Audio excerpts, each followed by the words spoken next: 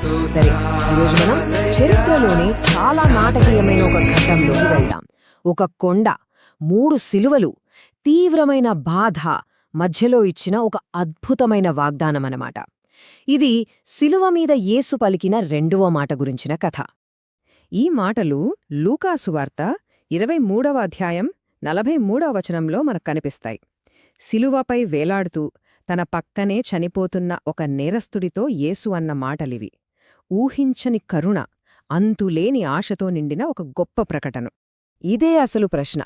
ఆలోచించండి, జీవితాంతం తప్పులు చేసిన ఒక వ్యక్తికి చివరి శ్వాస తీసుకుంటున్న టైంలో శాశ్వత జీవితం గ్యారంటీ ఎలా వచ్చింది?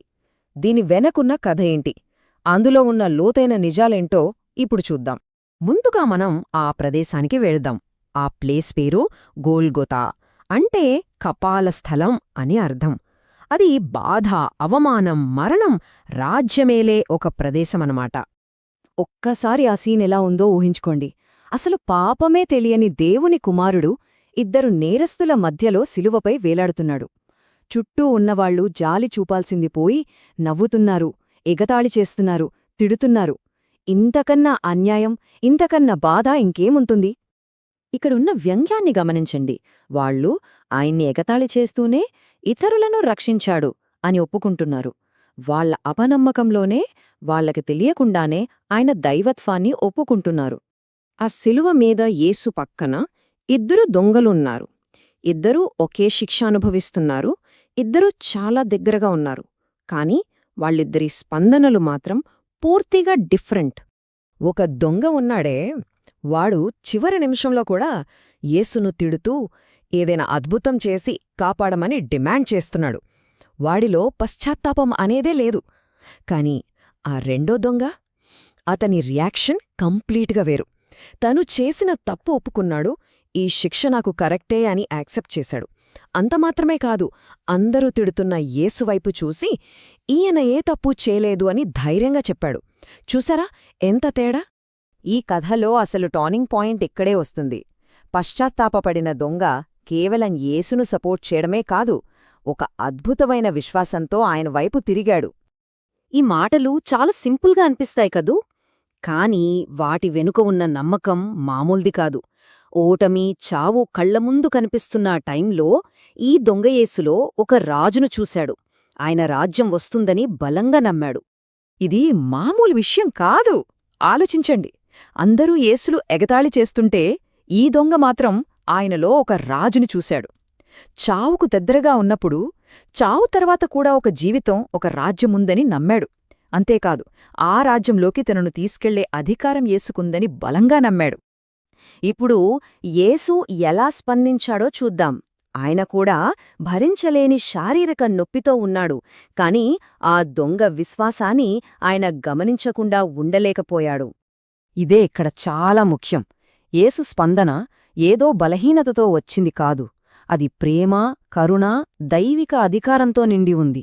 ఆయన తన నరకయాతనను పక్కన పెట్టి పశ్చాత్తాపంతో ఉన్న ఒక్క హృదయం వైపు తన పూర్తి దృష్టిని పెట్టాడు. ఇదిగో, ఇదే ఆ అద్భుతమైన వాగ్దానం, శిలువ మీద పలికిన రెండో మాట. ఇది ఏదో ఆశనివ్వడం కాదు, ఇది ఒక పక్కా హామీ. ఈరోజే, అంటే వెంటనే, ఎటువంటి ఆలస్యం లేదు. నాతో కూడా, అంటే ఓదార్పు, పర్సనల్ కేర్ ఉన్నాయి. ఈ కథ కేవలం జరిగిపోయిన ఒక సంఘటన కాదు. ఇది రక్షణ, కృప, ఇంకా నిత్య జీవితం గురించి మనకు చాలా విషయాలు నేర్పిస్తుంది. ఈ చిన్న సంభాషణలో దాగి ఉన్న 3 అద్భుతమైన సత్యాలను ఇప్పుడు మనం చూద్దాం. మొదటి గొప్ప సత్యం, ఇది సమయానికి సంబంధించింది.